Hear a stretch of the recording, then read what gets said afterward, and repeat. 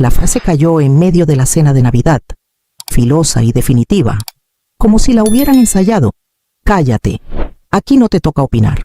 La historia que van a oír es una ficción creada por el equipo del canal Dolor Silente, basada en situaciones de la vida real para transmitir lecciones sobre familia, emociones y valores humanos.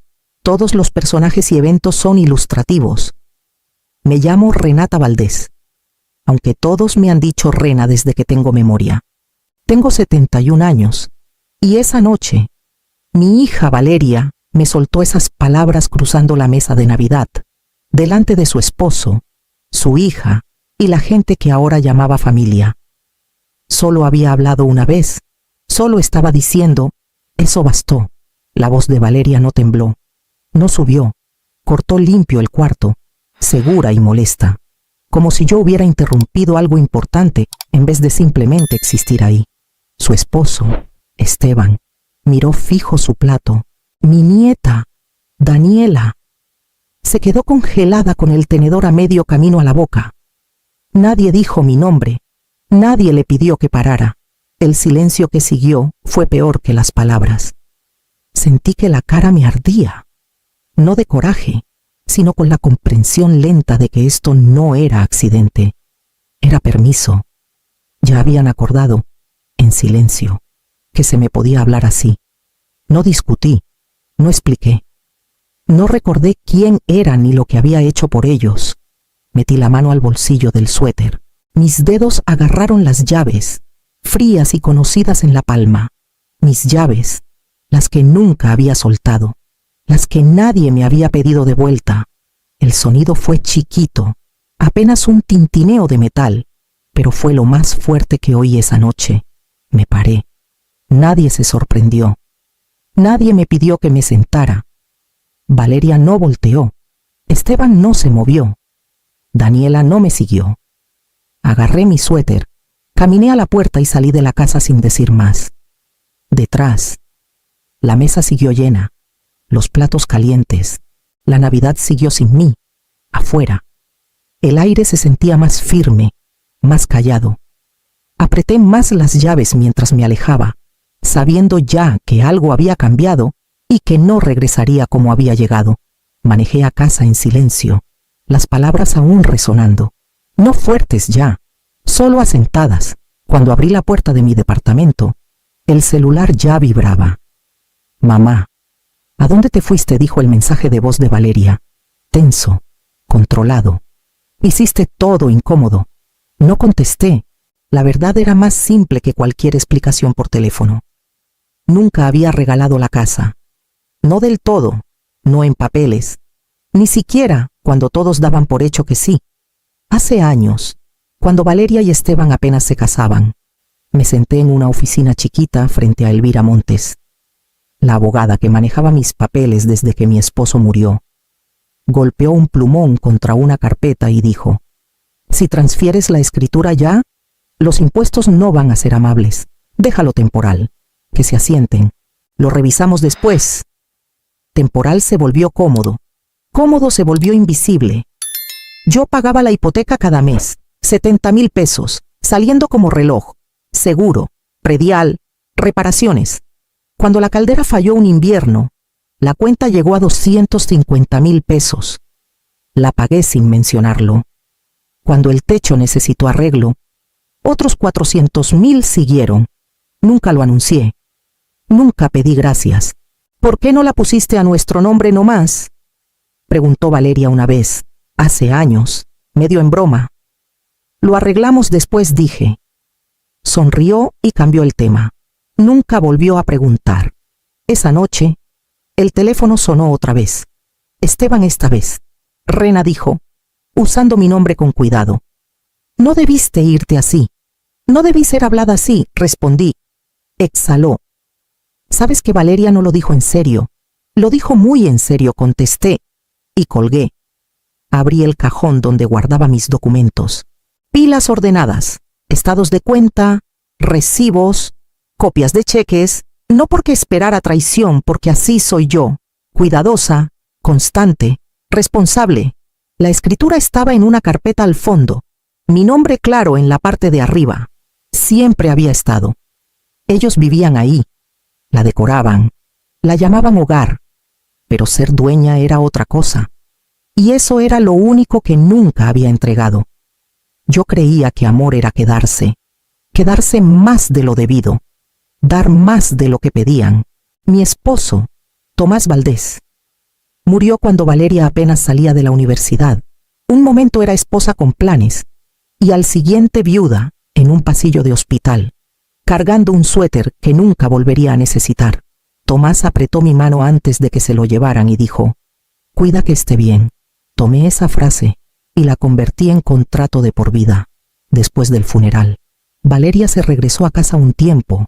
Le dije que se quedara lo que necesitara. Cuando se disculpó por ser carga, me reí. «Eres mi hija», dije. «Así no funciona esto. Trabajé más horas». Dije sí más seguido. Cuando le preocupaba el dinero, cubrí la diferencia. Cuando dudaba, yo intervenía. Creía que era apoyo. No vi cómo apoyo rápido se volvió expectativa. «No tienes que hacerlo», dijo una vez, viéndome transferir dinero para el enganche de un departamento. «Quiero», respondí, y lo decía en serio. Hombres me invitaron a salir con los años. Buenos, amables. Siempre encontré razón para decir no. Valeria se estaba adaptando. Valeria necesitaba estabilidad. Valeria me necesitaba disponible. Me dije que habría tiempo después. Después nunca llegó. Las señales eran chiquitas, fáciles de ignorar. Dejó de agradecerme cosas que antes notaba. Empezó a decir «ya lo tenemos» en vez de «gracias», aunque no lo tuvieran. Cuando daba consejo, sonreía y decía «ya sé, mamá», como si repitiera en vez de compartir experiencia. Esteban una vez bromeó: «Eres demasiado generosa, Rena, la vas a malcriar». Sonreí de vuelta. Eso le toca a una madre. Hasta mucho después entendí qué les había enseñado, que mi silencio no era paciencia, era lección, que cada vez que me tragaba una molestia para mantener la paz, les mostraba exactamente cuánto podían tomar. No crié a mi hija para que fuera cruel, pero sí la crié para creer que yo siempre lo absorbería. No pasó de golpe. Eso hubiera sido más fácil de nombrar, más fácil de parar. «Mamá, no tienes que venir cada semana», dijo Valeria una tarde, sonriendo como ofreciéndome un favor. «Estamos tratando de armar nuestro propio ritmo». Asentí. Claro. Yo seguía pagando las cuentas. Esteban era cuidadoso en esos momentos, siempre equilibrado, siempre suave. «Solo quiere decir que estamos ocupados», dijo, ojos yendo de una a otra como árbitro que no pita la falta. Nunca le llevaba la contra, nunca me daba la razón. Neutral, siempre. Y de alguna forma siempre caía del lado de Valeria. Daniela cambió callada. Cuando era chica, corría a la puerta cuando llegaba. Ahora apenas levantaba la vista del celular. Si preguntaba por la escuela, contestaba con monosílabos. Si me sentaba junto, se corría. Educada pero distante, como si fuera familiar de otro. «Etapa adolescente», dijo Valeria ligera. «Ya sabes cómo es». Sabía cómo era. También sabía que se sentía ser tolerada. En las cenas. Valeria empezó a corregirme delante de otros. Cosas chicas al principio. «Ya no lo hacemos así», o «ya lo decidimos». Si daba opinión, decía «no hagamos de esto todo un tema» y seguía sin esperar respuesta. Una vez, cuando mencioné una reparación que necesitaba la casa, se rió. «Te preocupas de más, mamá. Ya lo tenemos cubierto». Lo dejé pasar. Siempre lo hacía. Aprendí a suavizar la voz, a empezar frases con «tal vez me equivoco» o «es solo una idea». Empecé a ensayar silencio antes de hablar, midiendo si un comentario valía la tensión que podía crear. Seguía pagando todo: la hipoteca, el predial, el seguro, los gastos inesperados que nunca acababan. Pero en algún punto, mi presencia se volvió opcional, mis opiniones incómodas y mi rol reescrito en silencio. No estaba ahí porque me quisieran, estaba ahí porque quedaba bien que estuviera. Una semana antes de Navidad, Valeria llamó y dijo: «Este año lo mantenemos sencillo. Su voz tenía ese brillo cuidadoso que tomaba cuando iba a poner un límite que no quería que cuestionaran. Solo familia cercana, agregó. Sin gran producción. Entiendo, dije. Hubo pausa. Luego, puedes traer tu pan de arándanos. A papá le encantaba esa receta. Claro que podía. Sencillo nunca significaba igual. Sencillo significaba trabajo conocido, esperado en silencio. La Nochebuena se desenrolló exactamente como Valeria lo había planeado. Su suegro, Harold King, se sentó a la cabecera, dirigiendo con la facilidad de quien está acostumbrado a que le cedan. Habló de residencias para jubilados que había visitado con amigos, de reducirse, de cómo la gente llega a cierta edad y no siempre sabe cuándo es hora de hacerse a un lado. Hay gente que no se da cuenta cuándo ya estorba, dijo, sonriendo mientras tomaba un sorbo de vino. El comentario quedó ahí, pulido e intencional. Valeria asintió. Es difícil, dijo, sin mirarme. El cambio es incómodo para algunos. Esteban carraspeó, pero no dijo nada. Los observé entonces con cuidado. Cómo Valeria se inclinaba un poco hacia Harold. Cómo Esteban mantenía ojos en el plato. Cómo Daniela mandaba mensajes bajo la mesa. Desconectada, pero lo bastante atenta para quedarse callada. Nadie discrepó. Nadie cambió el tema. Cuando puse el pan en la encimera, Valeria lo vio y dijo: «No tenías que molestarte tanto. Ya sabía qué significaba esa frase». Sonreí y me hice a un lado. El resto de la noche avanzó como guión que todos menos yo habían ensayado. Temas cambiaban antes de que terminara una idea.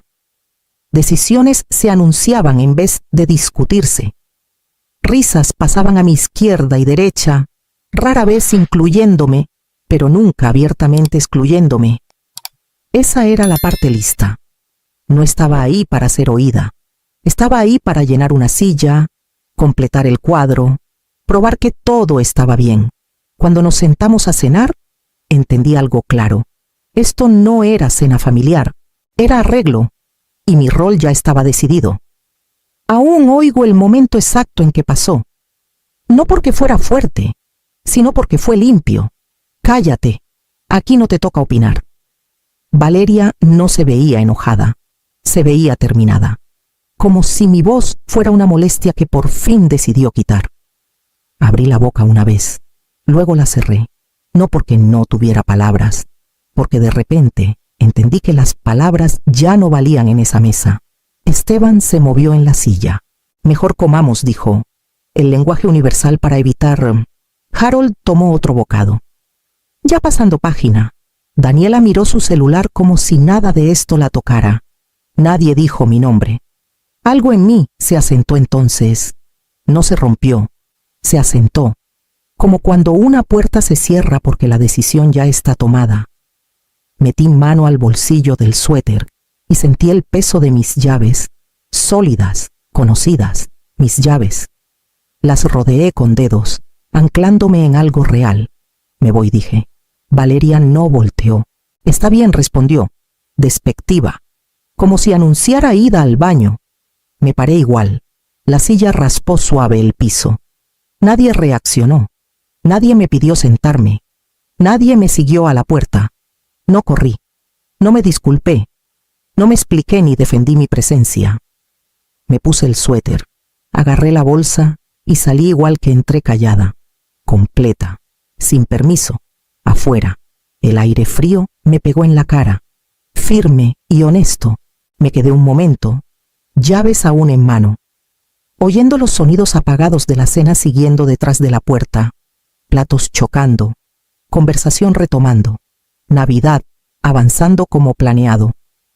Manejé a casa sin prender la radio. Cuando sonó el celular, lo dejé sonar. Cuando sonó otra vez, lo puse boca abajo. No lloré esa noche, ni la mañana siguiente.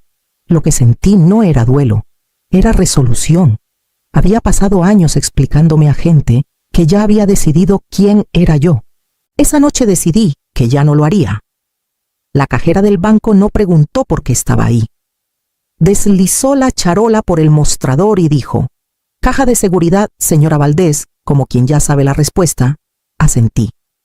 Caja 314.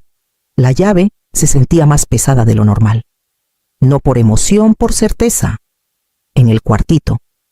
Abrí la caja y saqué la carpeta que había armado con años sin intención de usarla. Escritura, estados de hipoteca, pólizas de seguro, recibos de predial, facturas de reparaciones. Cada hoja limpia, fechada, mía. Llamé a Elvira Montes desde el estacionamiento. Necesito hablar de la casa, dije.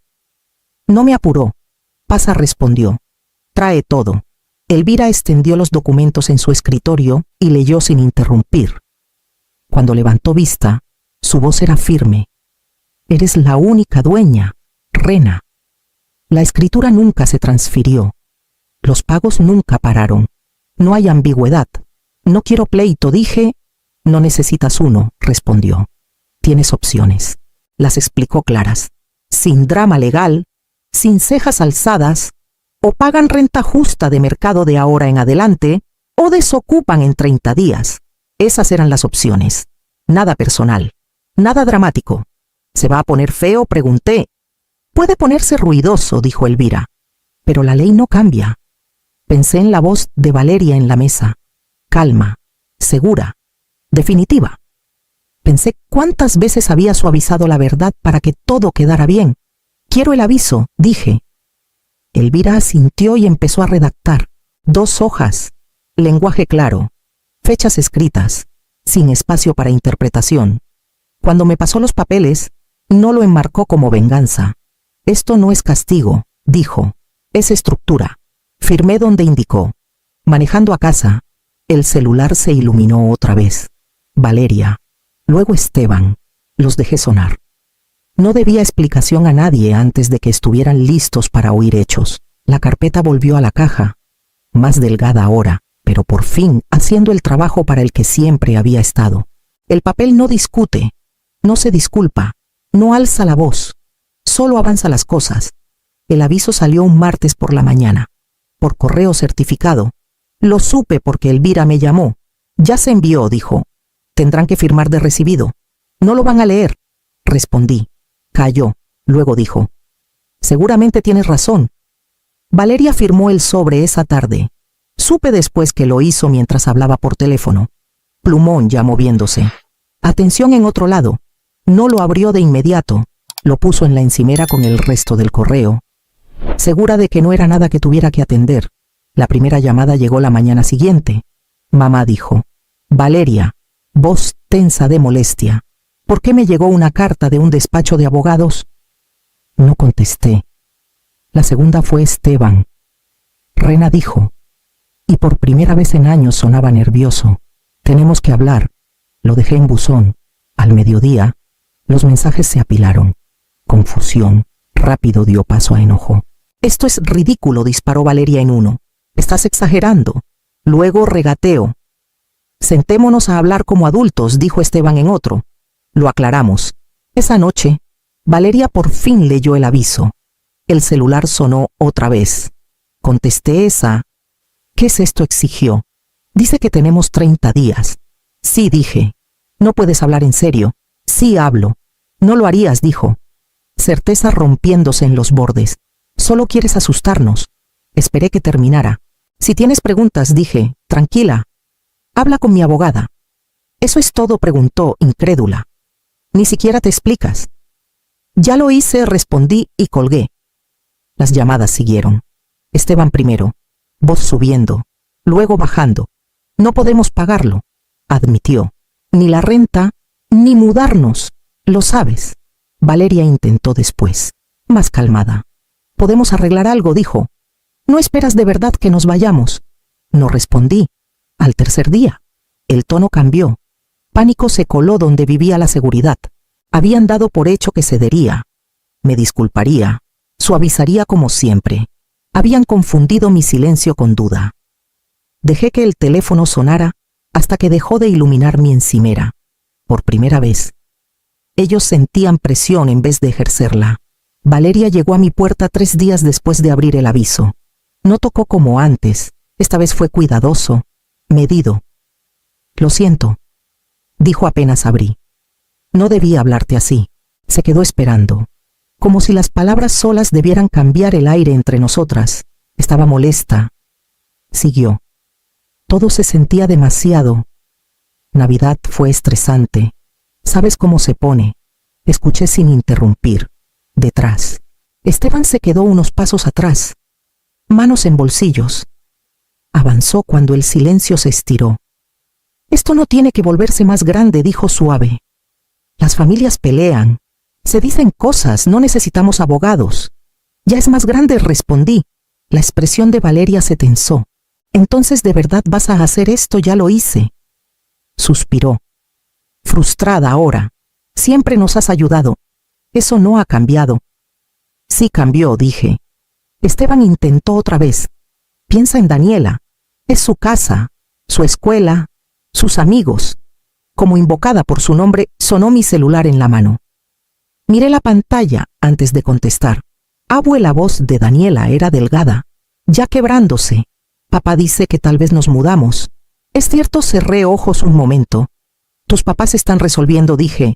No nos harías irnos de verdad, susurró. ¿Verdad? Sentí el jalón entonces, fuerte y conocido. El viejo instinto de absorber el dolor para que nadie más tuviera que hacerlo. Te quiero, le dije. Pero esto no lo cambio. Calló. Luego la llamada terminó. Valeria me miró la cara de cerca, esperando que se suavizara. Cuando no, su voz se endureció. Nos estás castigando, dijo. No respondí. Estoy poniendo condiciones.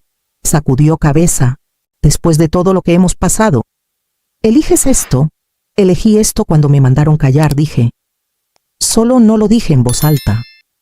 Esteban exhaló despacio. Entonces eso es, confirmé. Se fueron minutos después, sin gritos, sin portazos, solo una comprensión callada asentándose de que las disculpas que trajeron nunca fueron para cambiar el pasado, solo el resultado. Y por primera vez, dejé que el resultado quedara. El desalojo pasó una mañana entre semana, sin gritos, sin show, solo un aviso cumplido y una casa vacía. Elvira me llamó esa tarde. Ya está, dijo. Dejaron las llaves en la encimera, sin daños. Le agradecí y colgué. No pasé por ahí. No necesitaba verlo para saber que era real. Lo que siguió me sorprendió hasta a mí. Los registros públicos son cosas calladas. Ahí están, factuales e indiferentes, esperando a quien tenga curiosidad de mirar. Alguien miró, luego otro. La historia se movió sola. Fechas, propiedad, avisos presentados, un patrón que explicaba más que cualquier discusión. El nombre de Valeria empezó a desaparecer de lugares donde antes flotaba fácil. La Junta de Beneficencia del Colonia anunció nuevo liderazgo. El comité de la escuela cambió su asiento callado. Invitaciones se adelgazaron, conversaciones se acortaron. La gente sonreía educada y dejaba de pedir su opinión. Me llamó una noche tarde. Mamá dijo, sin aliento, cuidadosa. Necesito que expliques qué pasó. La gente se está haciendo ideas equivocadas. No contesté. Dejó otro mensaje. No pido nada más, solo claridad. Esto me está afectando la reputación. Ahí entendí que el castigo había dado en el blanco. No llamaba para disculparse. Llamaba porque había perdido su público y quería que yo le prestara el mío. No lo hice. El silencio tiene forma de terminar frases que la gente empieza sin ti. Deja que la verdad caiga sin adorno. Deja que consecuencias se asienten donde corresponden. En las semanas que siguieron, me acostumbré a una vida más chiquita, más callada, que por fin se sentía proporcional. Menos explicaciones, menos actuaciones, más espacio para respirar. Hay una lección en todo esto, aunque no la aprendí rápido. Amor no significa borrarte. Apoyo no requiere rendición. Y límites no son castigos, son claridad, ofrecida cuando las palabras ya no funcionan. Si esta historia te tocó, dale like, suscríbete o deja comentario. Los leo todos. Y sé cuánta gente carga silencio como deber. Si alguien que dependía de tu silencio de repente perdió su público, volverías a hablar